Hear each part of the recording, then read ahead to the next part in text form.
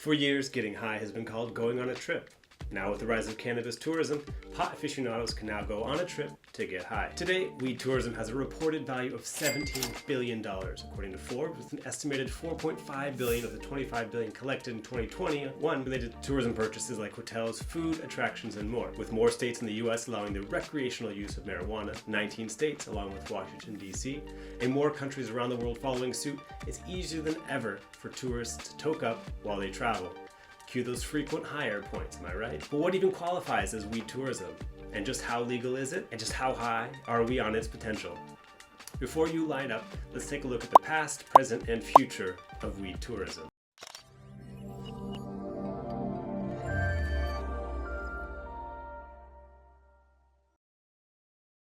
In its modern form, cannabis tourism has been around since the 60s, from getting high and going on road trips to finding marijuana around the world while you traveled. Weed's been a part of tourism for decades. Whether it was legal or not, now that's the sticky, icky question for the day. While we're going to talk about the legalization and decriminalization of marijuana for tourists, it's worth mentioning that there is still a level of absurdity and racism involved, that there's so many people's lives affected by marijuana convictions, despite marijuana becoming increasingly legal. For now, weed tourism. In the US, Colorado and Washington State have been the forerunners of the weed tourism movement. In Washington, they even have the Washington State Liquor and Cannabis Board, renamed in 2015 to recognize the board's role in regulating cannabis. Before, it was the Washington State Liquor Control Board, formed in 1934, just 2 years after the repeal of the prohibition of alcohol. Sound familiar? Since then, a total of 19 states have gotten on board, from California, famous for Humboldt County's weed-growing regions, to Connecticut. The governor openly promotes marijuana use by sharing this country song. Back home we thank the governor for the blessings that we got. We can gamble on the internet, and it's cool to smoke some pot, so y'all come visit my state and mind your etiquette. I guarantee you'll be welcome in Connecticut. Since 2017, we've also had the Cannabis Travel Association, with international partners ranging from destination management companies like Visit Yosemite, Southern Humboldt Business and Visitors Bureau, to Visit New England. They're dedicated to promoting the development of safe and responsible cannabis tourism, unifying the cannabis and tourism industries, advocating for an enabling regulatory environment, and promoting the best practices in the space. That regulatory environment can be complex. International definitions of legalization vary from selling marijuana in licensed establishments only, to allowing both the consumption and sale of cannabis, to only allowing medical marijuana. Countries where tourists can use marijuana to some degree include the US, Canada, Mexico, Ecuador, Colombia, Peru, Uruguay, Portugal, Spain, Cambodia, India, Morocco, South Africa. Every continent is represented. We'll get back to you on Antarctica. The really big news: on June 9th, Thailand's government removed cannabis and hemp plants from its banned narcotics list, meaning the Thai people are free to grow and sell it now too. Why is that such a big deal? In 2019, the last normal travel year before COVID, Thailand recorded a total of 40 million tourists, placing it squarely in the top 10 of most visited countries. Why is that such a big deal for Thailand? None of the other 9 countries have decriminalized marijuana on a national level, positioning this Southeast Asian gem to receive even more tourists. Some food for thought. In 2016 in France, 10 million tourists visited to participate in wine tourism. Or maybe that's wine for thought? While it's not the case that more tourists are always better, for a country so dependent on tourism, this could be a boon, because tourists visiting Thailand spend an average of $1,613 per visit. What would an extra 10 million tourists mean? Casual $16 billion. With potential like that, it's clear cannabis tourism is taking off.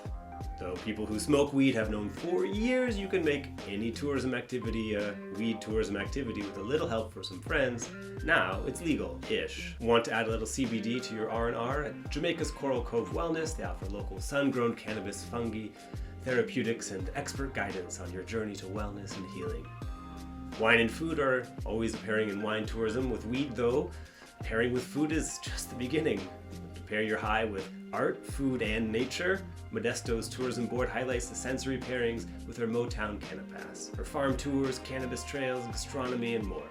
If you want to relax with weed, if you want to adventure with weed, if you want to explore a city with weed, her tours to help you do so. You may also start to see weed following in wine's footsteps as demand grows for informed professional dispensary workers.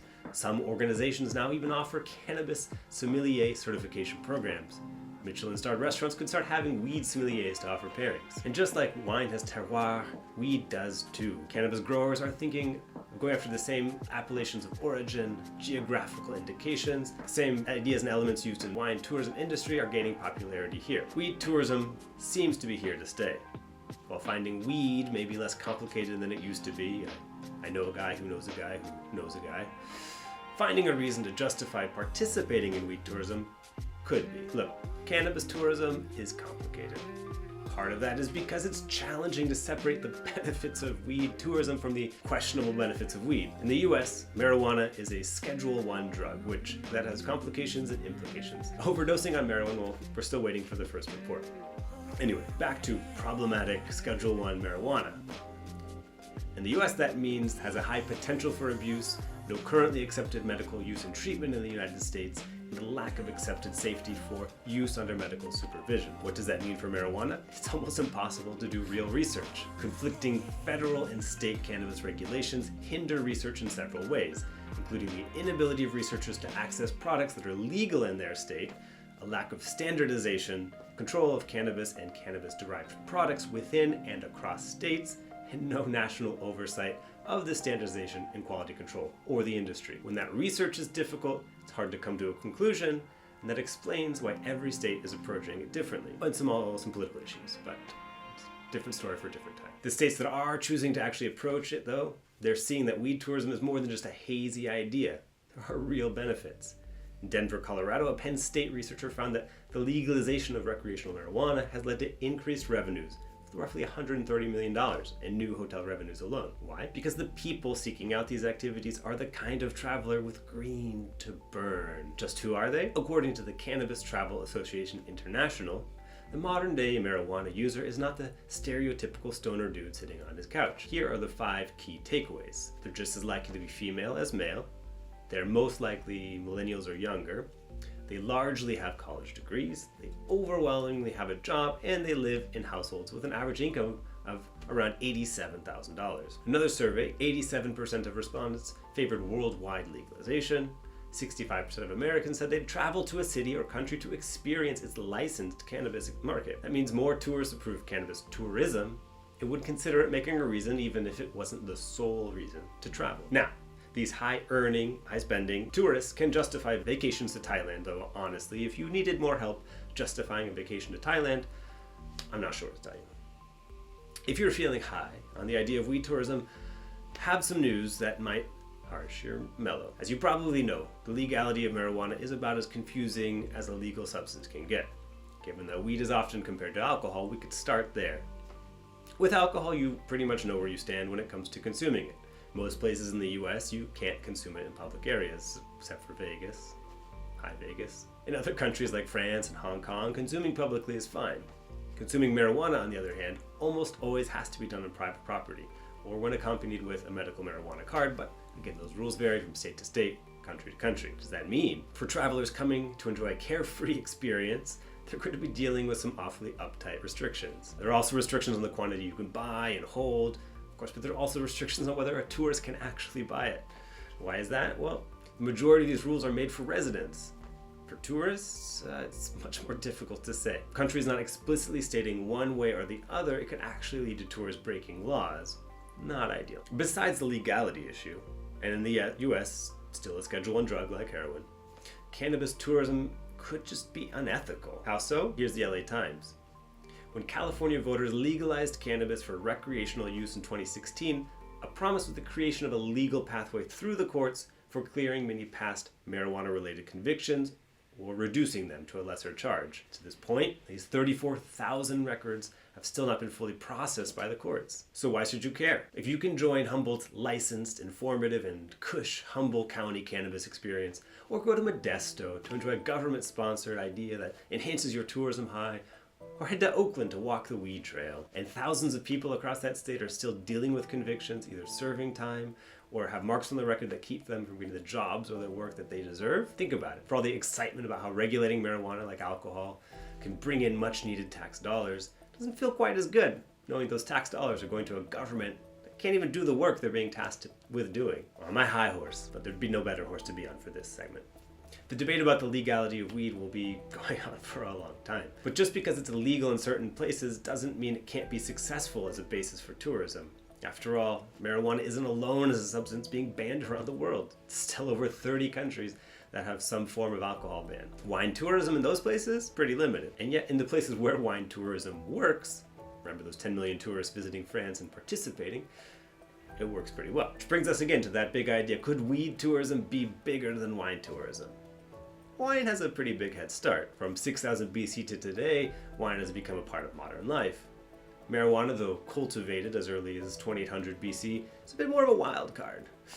Becoming more studied in the 1900s and only now becoming legal in parts of the US and the world. Still, let's look at those promising numbers. Non-residents are consistently responsible for nearly 10% of Colorado's cannabis sales. 9 months after Illinois launched its own recreational program, nearly 30% of its purchases were by non-residents. And legalization increased hotel rooms rented per month in Colorado by 51,000 in the year studied. Now, many of these sales by non-residents are of course a factor of them not being able to support it in their own state, but just like people might travel to check out a microbrewery scene or a wine growing region, cannabis tourism is likely to grow in the same way. As countries like Canada and Thailand work to create national regulations, they too stand to benefit from the boom in cannabis tourism. For as much as the US might be attracting domestic tourists, the confusion to international travelers about what is legal where and in what quantities is going to be a detriment to growth. Countries that can show they are a safe place for cannabis use and tourism could attract a global travel audience, leading to huge economic benefits. Let us know what you think of the cannabis tourism trend. Like this video and we'll catch you in the next one.